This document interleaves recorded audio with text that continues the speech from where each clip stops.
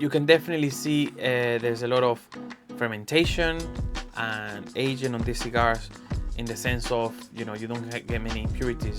This is a very thin cigar. It is quite early in the morning as well when we're doing these videos, and you know, it's quite enjoyable.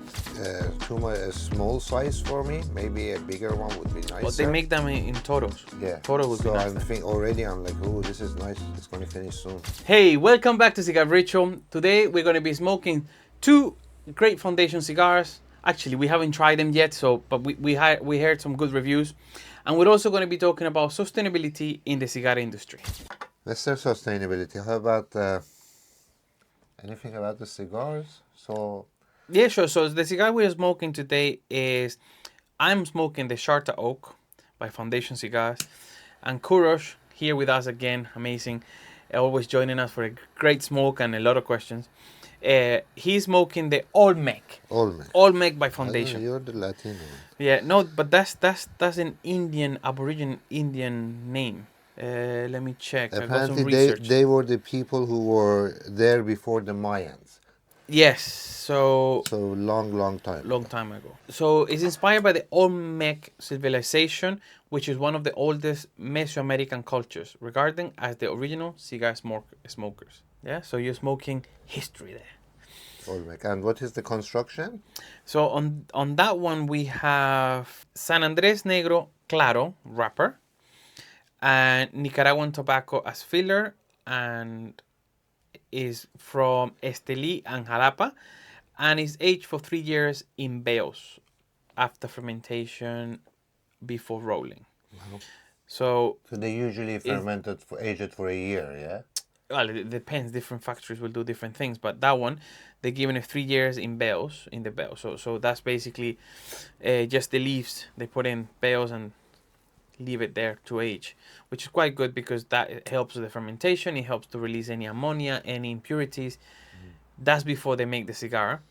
And after they make the cigar, I'm not 100% sure how long they'll age it for.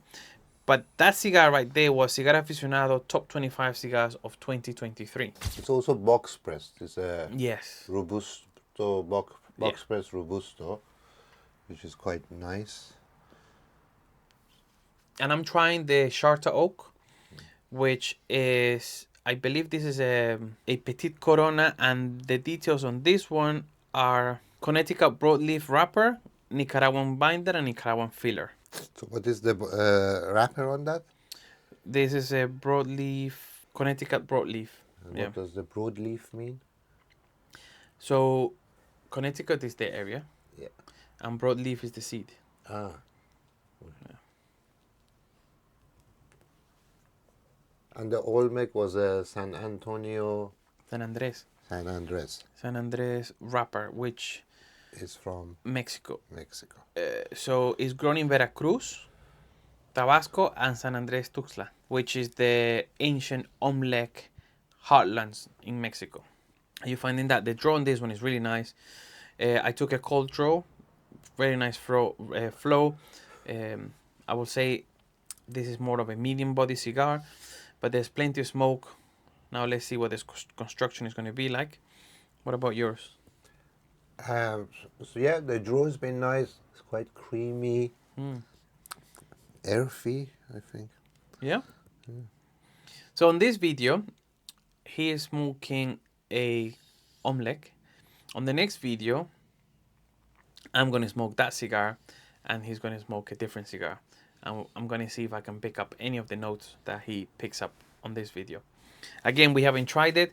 We're trying actually these cigars at the moment because we're thinking of adding foundation cigars to Toro Puro.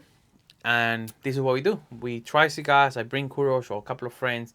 We give them a try, see what we think of them, see if we like them or not. And that's how I select my cigars for Toro Puro. They say it's more difficult to wrap a box press, or is it the same? No, I don't think there's any extra difficulty because the box press is done by a mold. Yeah, but the way I think they say they have to do the end in a way that when they press it, Oh, right. nothing happens. Okay. And therefore, usually they have the best rollers in the factories Okay.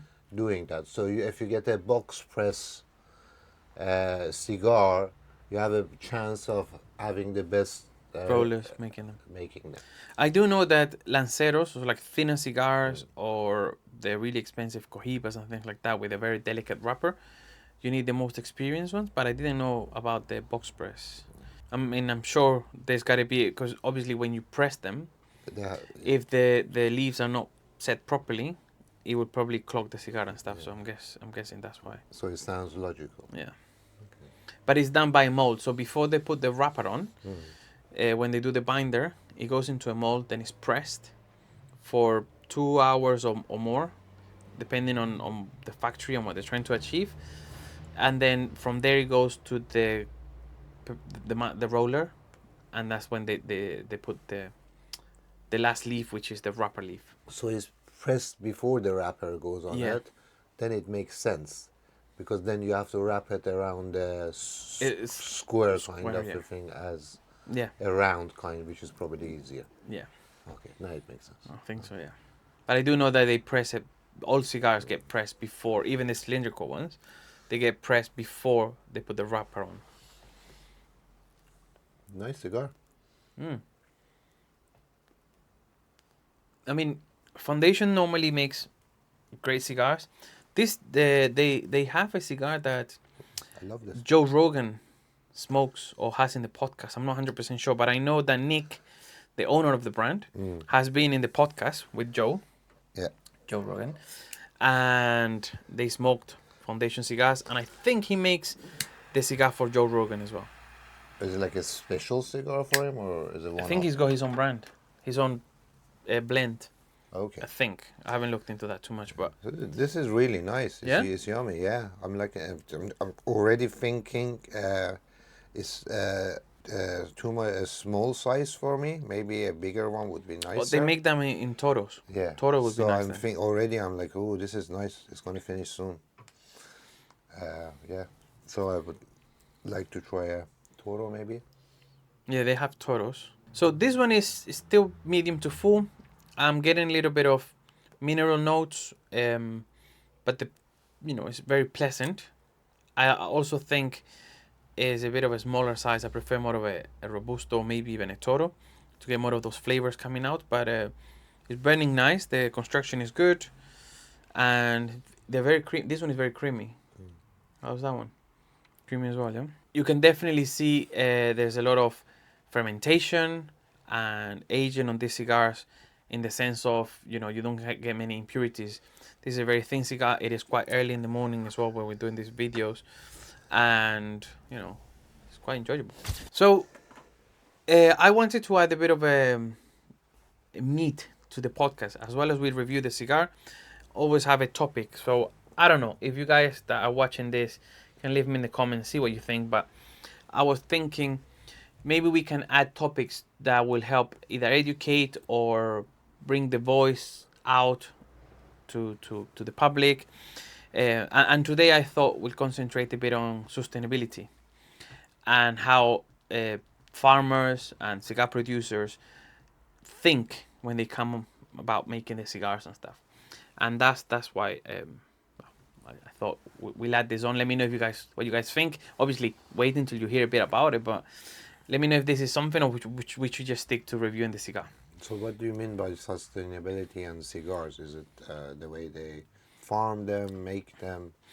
So is it like done with solar energy? The factories, are they powered with? Yeah, so it's a bit of overall that I want to tackle.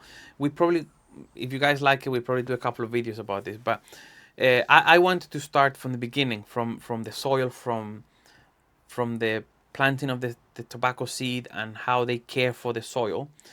They don't use pesticides. And They avoid pesticides. They avoid using anything on the tobacco leaf because, contrary to what a lot of people think and compare cigars to cigarettes, the cigar makers try not to add chemicals or anything because this is a pure leaf and it's a premium cigar, so they try to avoid as much as they can to add pesticides, even fertilizers to the soil. And some of the brands are actually very connected and are very proud of creating products that have no chemicals on it. For example, I know Plasencia is doing a lot of work around those fields, and some of them even, I believe this is Plasencia if I'm not wrong, they take samples of the soil and they check them to see the microorganism inside the soil. They want the earth to be alive, which is very different to other tobacco methods where they just want to add chemicals to produce the tobacco plant, to get the tobacco out and make whatever they want to make. They try to have the soil to be alive, to have worms, microorganisms, all of this, which means that it's a healthy soil. And they're working really hard into, getting all the fields to have all of these microbiome microorganisms living in there, because if the soil is alive, that means there's enough nutrients, minerals, and everything for the plant to grow healthy without having to add crap to it. They normally use natural fertilizers, which would be like manure, and some of them grow crops in the same fields. After they collect the tobacco, they'll grow crops, and then they let the crops die. That will be because rot and create. because so far as I know, as I come from a farming background, so different crops have different roots. So say for instance, I don't know, like the tobacco plant might have shallow roots, so they plant tobacco plants, and then next go they plant something with Deeper deep roots, yeah. So and they let that die. Yeah. So And that's the natural way. Yeah, that's the natural way. Yeah. So they don't plant the same thing constantly. Exactly. Which I think big farming corporations do, because they just farm and they just add, Spray and spray and yeah, spray. yeah. Yeah. So they do that, but in the old days, that's what they used to do. Question: so with all these cigars and thousands and thousands of brands, how can you trace which ones are doing this sustainability and which ones are not? Do they all do them? The majority do it. The majority. Again, So the ones who don't do it, how would we know? Are they known in the industry? people know about them. Yeah. Obviously, it all comes to a how big the brand is, how much they can invest on the soil. That comes into play as well. But you'll be surprised sometimes you find a small manufacturer that is very, is a proper farmer. You know what I mean? And they're proud of whatever they're producing. So there's a few small manufacturers that are proud of what they produce, putting the name in the cigar, so they care for the soil. And that's like you said. And my grandmother still does it. She lives in Portugal, and they use natural fertilizers like animal poo basically, and they grow crops and all of this to keep the soil alive. And she plants potatoes potatoes and veggies and stuff. So that's something they've been doing for a long time.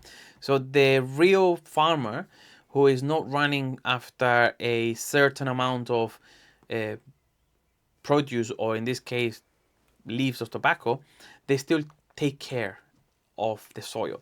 But then you have big brands like Plasencia, for example, which is a big brand. They have money, they'll invest more, and they have scientists looking at the soil and all of this. But yeah, you'll be surprised that sometimes not even, it doesn't have to be a big brand to. So they have a culture of sustainability and Yes, and that's what I'm trying to say here. It is very different to the cigarette industry and a lot of other industries, because the idea behind the cigar is that it's a natural product. So as soon as you start adding other stuff, it stops being a natural product, and you are lying to your customers. You're lying to yourself. This is a product that, as we heard with the Olmec cigar that you're smoking, Indians used to smoke this. This is hundreds and hundreds of years ago, even before the Spanish, even before the Incas. They've been smoking tobacco, and they've always kept it as a natural process and a natural product. And today, they still want to keep it that way. But you say that I don't know. I was watching this documentary.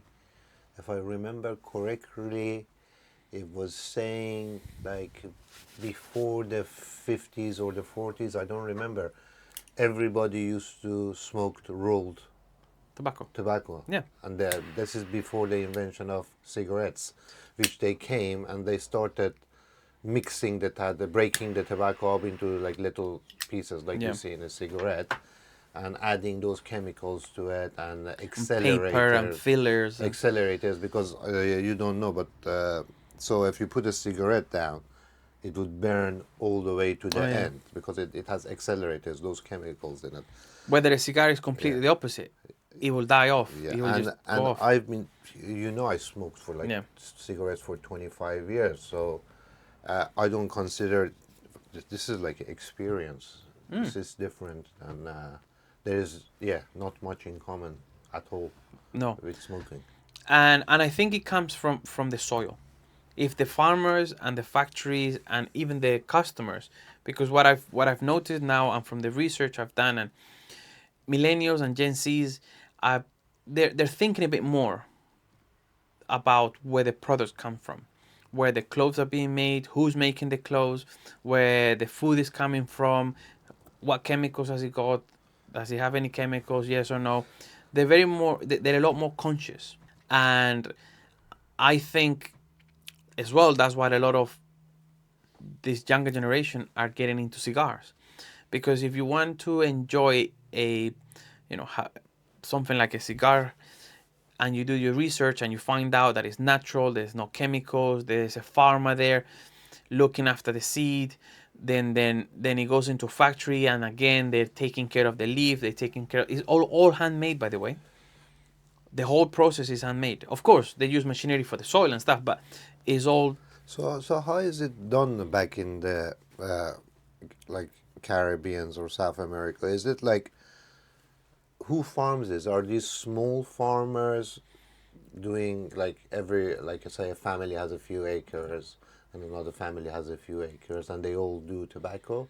Yeah, so it's a bit of both. If, for example, Simon Beltre, Yeah. he comes from a farmer lineage. Yeah. Okay, they've always been farming. Now Simon has a brand, so he has the whole thing. Yeah, but some of the brands, because different areas will produce different tobacco, different flavors and stuff. So if you are a farmer that has a couple of acres, or I don't know how big it could be, but if you got a farm next to a volcano and I have a farm next to a river, the tobacco from your farm to my farm will be different, because the earth is different, the minerals, the nutrients is different. So you can get big brands looking for these tobaccos, and they'll go to small farmers. But then you also have like Plasencia and the big brands, they also have their own farms. So it's a bit of both. You have small farmers, similar to coffee. So you have the big brands who will have coffee fields, but then you have brands that also go and buy a specialty coffee from this farm that is on this field that is a high altitude, this and that. But with coffee, if you go to coffee shops, you can get a single origin. Like that's the fancy one, isn't it? So that would be a puro. That will be puro. So that coffee. Single origin means that all the beans on that cup of coffee come from a farm or a region. Okay? I think it means from the same farm. Yeah, from the same farm. But puro means from the same country. Yeah, but sometimes you can still get it from same region. Okay, so I mean, obviously it's not like for like, but that's the idea. So single origin will be a puro. A region. A region. So you can have a Nicaraguan puro, which means that all the leaves come from Nicaragua. And or Cubans, Habanos are renowned for being puros. That's what people think of when you think of puro, because all the tobacco comes from Cuba, different areas, but Cuba. Do Cubans only do puros? They don't import any. They don't. As far as I know, they don't. I mean, for Habanos, they don't. They keep it just single origin. So these are things that I thought would be nice to include in the podcast. As we are reviewing the cigar, we can drop little nuggets and information.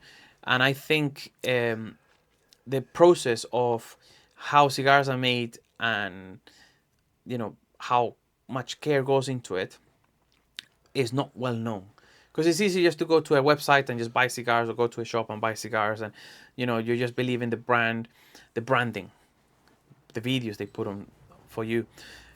But there's a lot of work that goes into making a cigar, and it's normally handmade, hand produced, and there's a farmer there looking at the soil, looking at the plant, and taking care of it. They even select the seeds. They do seed selection. So, for example, there was a year that a lot of the plants had blue mold. So they selected a seed that doesn't get affected by blue mold. And that's the way that, this is one of the things that they will do to stop them from using pesticides or chemicals to kill the mold and keep the plant. Because if you put chemicals into, especially the plant, when you burn it, you will taste it, and then it will ruin the flavor. So it doesn't matter if you grew it next to a volcano or in a lab, if it's just going to taste like chemicals. And that's why they keep it very, they're very into growing it naturally, because the flavors, the notes that we pick up are very subtle.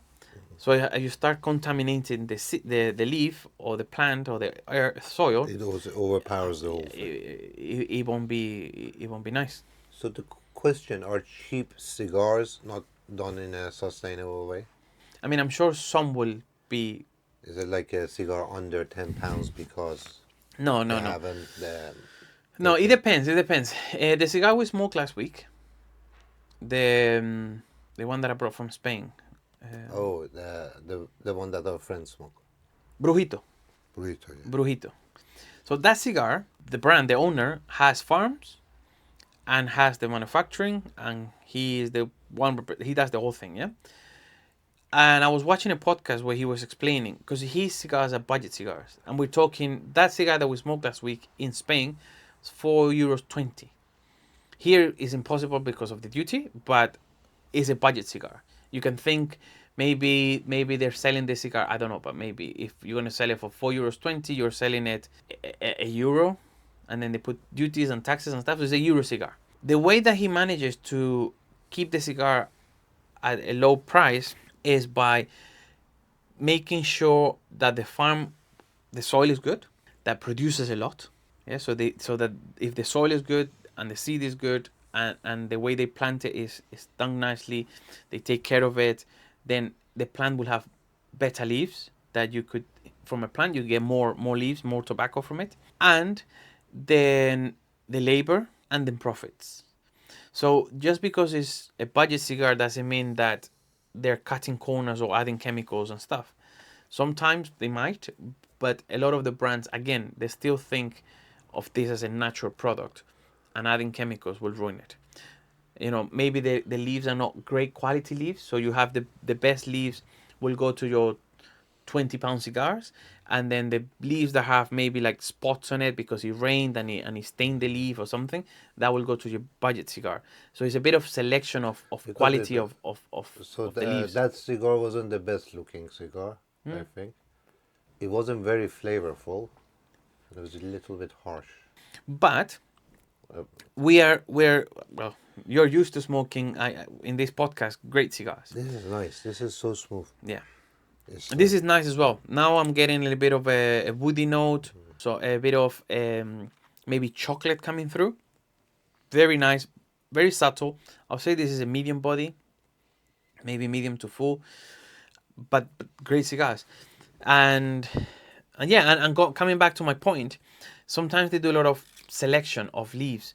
A better leaf will go to a more of a premium cigar, then a less better leaf, they'll go to a cheaper cigar. And although that cigar wasn't as premium as maybe one of these, it was great for like an everyday cigar.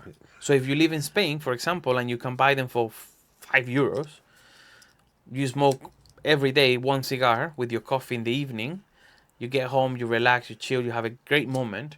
Yeah, you're not smoking those great notes and a very complex cigar and stuff, but it still is affordable, and it's still, you have that enjoyment, and you're not smoking chemicals. You're not getting addicted to the cigar or anything like that. This is the best foundation cigar I've smoked. Yeah, because you tried is it the Charter Oak? I've Chartered Oak, and I tried two. I think you and tried the Torpedo one. Yeah, that one was 1 second. I want to try this with the darker wrapper too. It might suit me better. The Maduro Dark, yeah. Yeah. This was a Maduro. No, no, Claro. This is the Claro. Claro, yeah. The The little Wise Man. Is it the Wise Man? No, I don't know. No, Tabernacle. Tabernacle. Yeah, Tabernacle. You try that one. Yeah. You like that one? I like that one. It's nice, but this is a lot better. Yeah? I need to try that one. It's a more complete cigar, in my opinion. Again, I think the one we both tried that one, was a bit short. I think it needed to be either the Toro, because I think we tried a small pyramid that they do. So this is a kind of cigar I like to have a big one, light it up, and just get on with my day and, Yeah, you know, enjoy it. yeah, have that too. And you see, this is the experience you get from smoking a cigar. It's not a quick fix kind of thing. You step out, you smoke a cigar, and you go back in and go to a hectic world. You smoke a cigar, even when you're doing work, you relax. You have a think about your day. It grounds you, it relaxes you, and time goes by more enjoyable. That one's got a really nice construction. Mine is flaking off a little bit. And it's box press, so we know it's been good, properly rolled.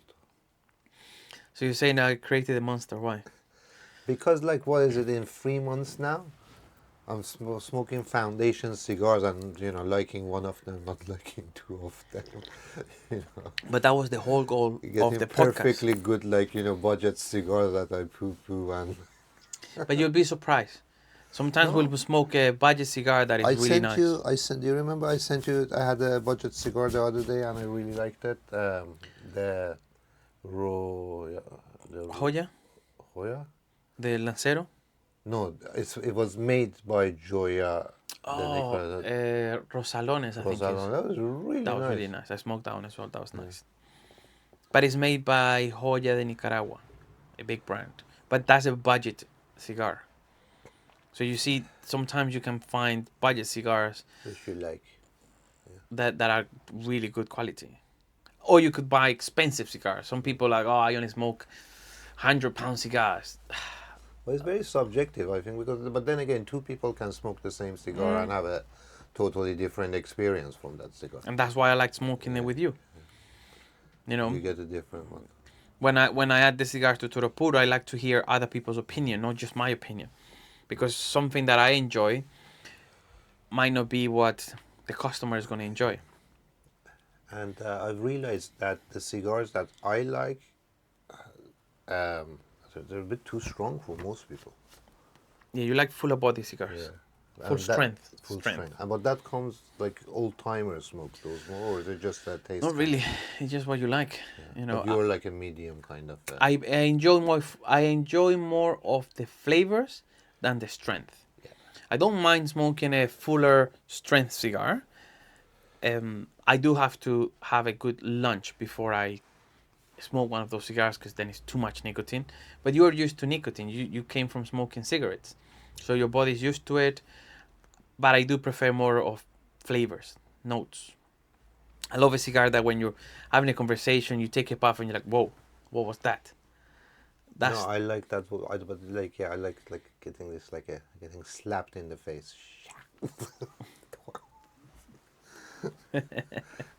That doesn't happen, yeah? That's not how it works. You smoke a strong cigar and bah! That's not how it works. I think what you're trying to say is, like, you get the hit of nicotine and it calms you down. No. It's just that explosion of flavor. Okay. And and it's strong. And Okay. It just grabs your attention. Okay, I understand that now. And yeah, I mean, don't get me wrong, I like that. I think it's also in the mood.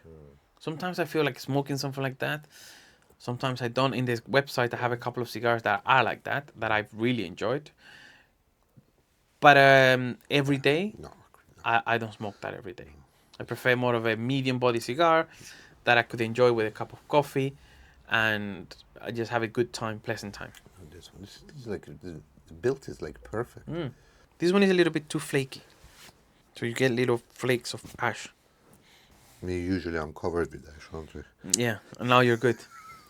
So the sustainability thing, how can we take it forward? Could we focus on one part of the process and, you know, Well, as consumers, or no, as for us to talk about?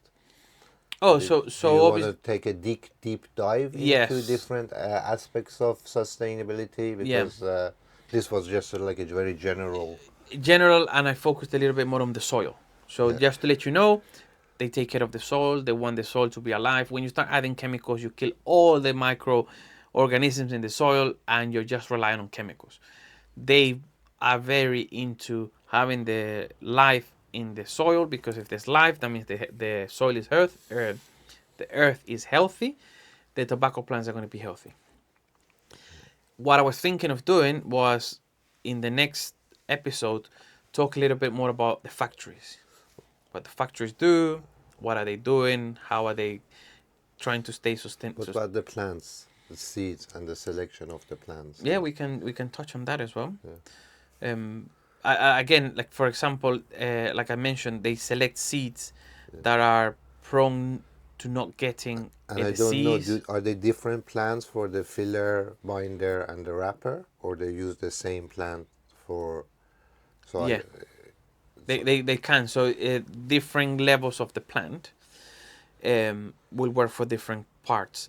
The wrapper is a bit more of a unique one, because it needs to be grown either under the shade, or if you are into cigars, you would realize that there's a lot of Ecuadorian wrapper, and that's because Ecuador is like, I'm guessing it's like Wales. It's always cloudy. So the what happens is, the stronger the sun, the thicker the leaf. so the This top ones are Yes. the So more if the potent ones. sun is hitting it strong, there will be more nicotine. So the f- the filler normally is made from the top of the leaf, where there's the nicotine, and then the rest of the plant is used for the binders and things like that. Now the wrapper leaf is also obviously from the plant, but they either put like a cloth, Yeah.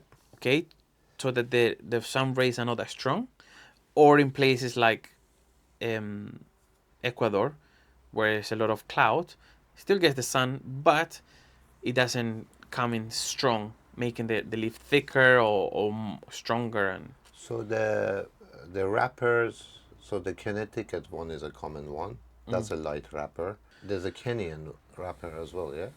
Kenyan, Cameroonian, Cameroon, Cameroon yeah. wrapper, For Africa, there's Africa. Yeah. some wrappers as well. Never tried one. Maybe I should. Maybe we try one of And those. the natural wrappers are they just an Yeah, so it's a lighter color. So when so the Maduro wrapper it's are darker. darker. Is it treated to become darker? Yeah, it's extra fermented to make it a bit darker, and then it has more. A lot of people get confused thinking that it will be stronger in the sense of nicotine. That's not entirely true. It depends how much sunlight and how much Does it? Yeah, it depends on the filler more. yeah, more on the filler, but sometimes the Maduro wrapper has a bit more flavor.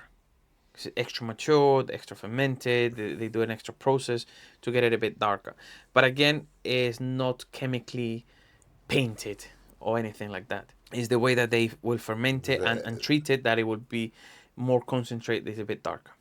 So whenever you're thinking of buying cigars, it's better to understand, or if you are in a website, they normally split by light, medium body, light body, or full strength, and then you have also nicotine levels. Like in Toro Puro, I try to specify flavors and strength. So body is the flavors, and strength is the nicotine amount.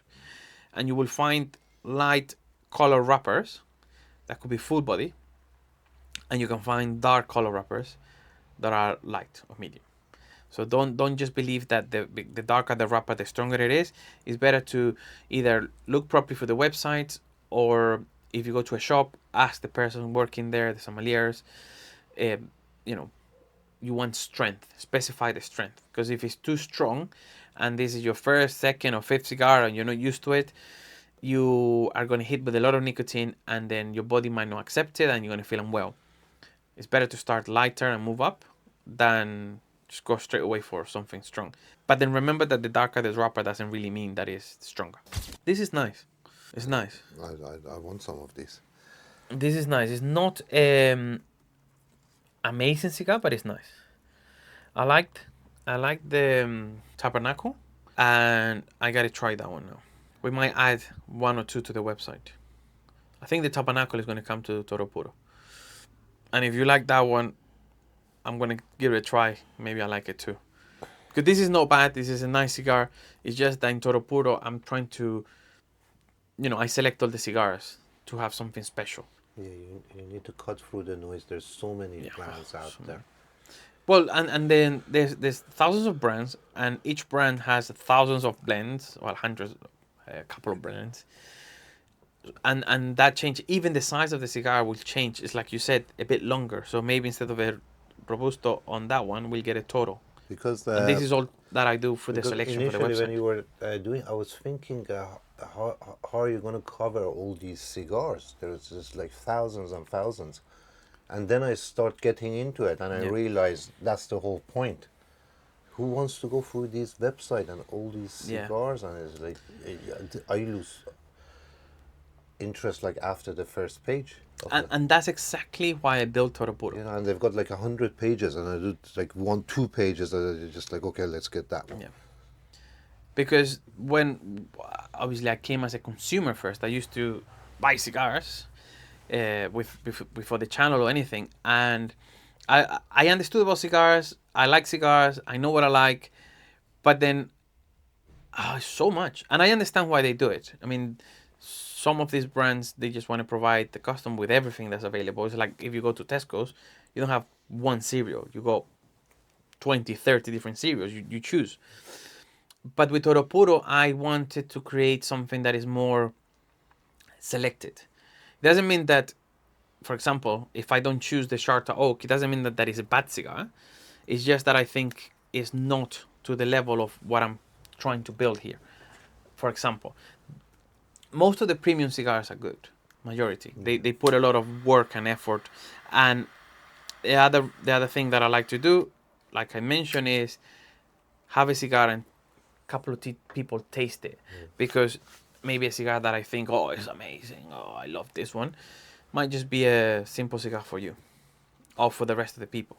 Because it depends a lot on, personal preference. But yeah, that's what I'm trying to do that's what I'm doing with Toro Puro. I already have a good selection there, and the feedback has been great. If you haven't checked it out, toropuro.com, nice selection there. You've liked a lot of the ones I've selected. Oh, your website is great. Yeah. Yeah. Thank you. Yeah. It's like a boutique candy shop. Yes, that's what I was going for. If you're an aficionado, only the finest, and you want something nice, you go to Toro Puro. And it doesn't mean that we only have like 4 or 5 cigars. We got a good selection, and I'm keeping, I'll keep adding to it. But it will be cigars that I find but and your price range is good. So I try to be competitive. You have affordable ones, and you don't have the silly ones in there. Yeah.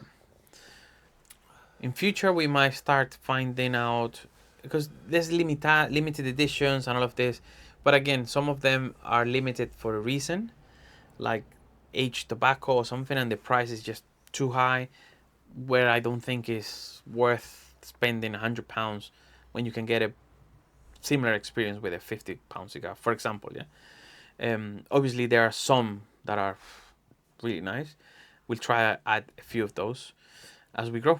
This will be nice with I'm drinking coffee, with a nice Americano. You're drinking a cup of coffee and you're smoking this, and I think it will be really good. I'm not at the level of pairing stuff at the moment, so but I'm struggling just to, Have you found any notes, anything that stood out, or anything you can? Yeah, some chocolate, peppery. It was earthy at the beginning. You can have the wood flavors. Yeah, it's not too much, but enjoyable. Yeah, that's nice. Like, Now I want to smoke it. And again, this is not bad. It's just that it's a bit. I think it's the size. I think a bit bigger would have been better to test. No, this one you wanna eat it. Well, my kid thought it's a chocolate and gave it A bite. yeah. I think it was a Cohiba, wasn't it? My Paratagas. Partagas, yeah. Yeah, he bit that. He's not bit. He hasn't bit any since. Tried once. Yeah. You know I see in the videos it's like they put this toothpick in. Yeah. Salad. So, okay, some cigars you want to eat. Oh, it's like you want to go to the end. You want to go to the end. So you put like a toothpick, or they sell a special tool that you just, so you don't burn your fingers with it. That's basically it. It doesn't. But my fear is with cigars is always going that one puff too much and the taste sort of turns on you. Some cigars do that, but a lot of them don't. They don't. I smoke a lot. So I to the had that end. experience, so I'm scared to like go all the way. Well, you normally get to feel it. Also, Yeah. what you have to bear in mind is the shorter it gets, the longer the break you should give it. Because of the heat. Yes. So when you're taking a draw from a cigar that is all the way out here, You can. it cools the air before it hit the smoke before it hits your palate. When it's so short, and you take a draw, it's straight hitting your palate really warm. That changes, and I think that's what's happened to you. You tried to smoke, taking breaks so that the cigar cools down. The smoke is as cool as possible. That way, you're able to taste better the profile on the cigar.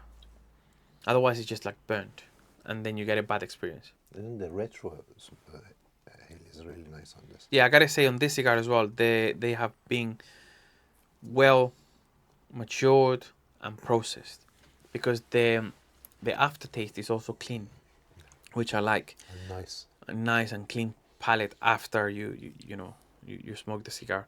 This has been really nice. That's why I thought maybe with a nice cup of single origin coffee will go really well. It has some sweet notes, coffee notes, I think.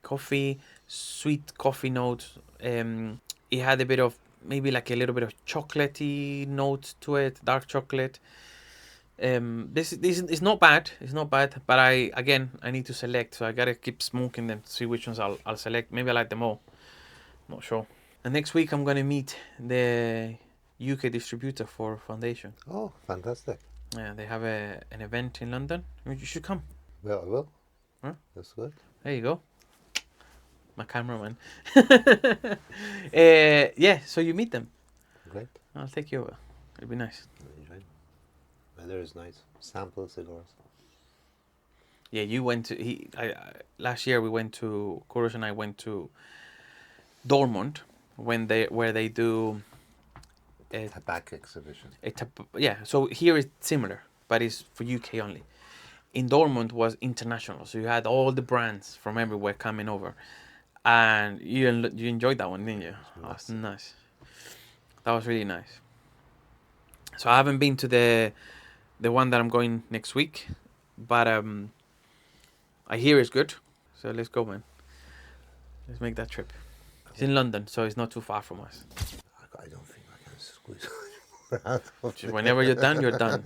You that's the thing with the cigar. You can stop halfway through it. No, You but stop at thing the is, end. You don't want to. A lot of cigars, they just have enough. Yeah. And sometimes they like a shorter cigar is even better, because the long one, yeah, you get more enjoyment out of it, but sometimes you get fed up of them. Yeah.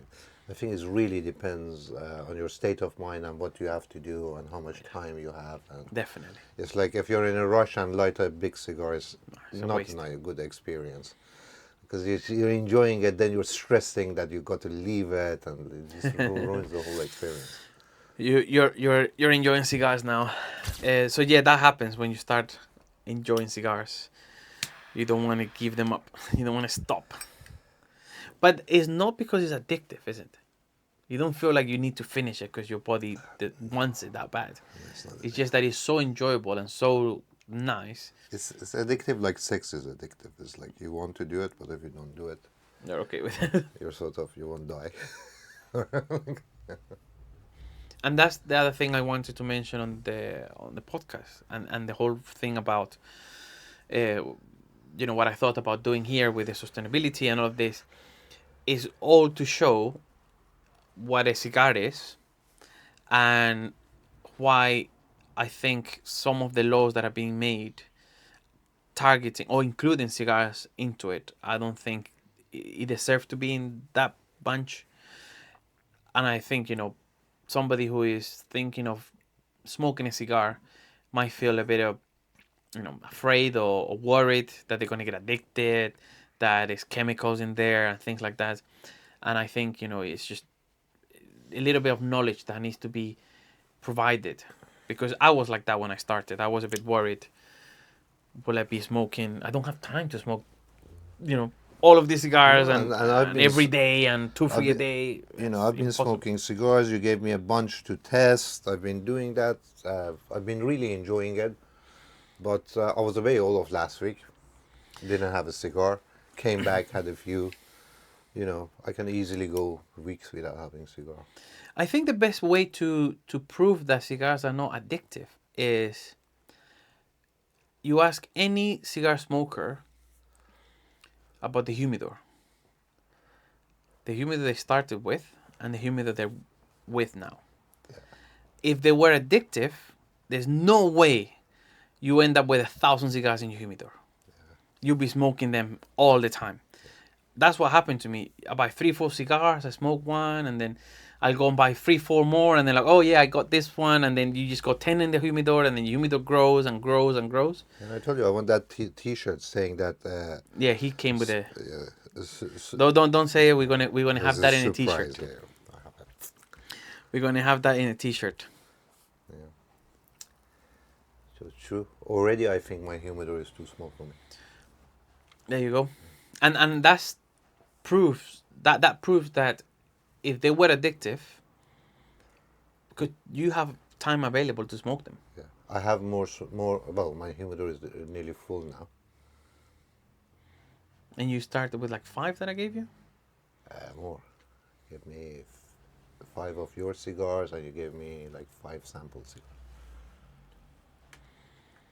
You smoke just a couple, and then you just pause up. If it was addictive, I have never met a cigarette smoker that has 1,000 cigars at home because I don't feel like smoking today. Anyway, fantastic. You done? I'm finished. You happy with that cigar? Yeah, beautiful. So the Olmec by Foundation Cigar was a winner by you. Okay. By me. The Charter Oak, not a bad cigar, really nice. A little bit of the notes are a bit subtle for me, but strength, construction is good. Just a little bit flaky. Well, I wasn't enjoying that. It makes a bit of a mess. Plus, I like wearing black, so it shows a lot. But overall, really nice. And I hope you guys enjoyed today's conversation about sustainability. Let me know what you think of adding these topics to the podcast. If you have any questions, let me know in the comments. If you got any question for Kurosh, same thing. He will also read them and comment on it. But yeah, this is today and it's done. If you smoke these, tell us how you think about them. That would be nice to see the viewers' opinion on this. And next week, I will be smoking that one. So you will get my impressions on that. And I'm smoking a bigger one. I'm smoking a Toro, I think it is. I smoked someone. Anyway, that's it for today. Thank you for watching. Kurosh, thank you again. It's been a pleasure. Don't forget to like, subscribe. There's another video here for you. And just subscribe if you like this and you get more.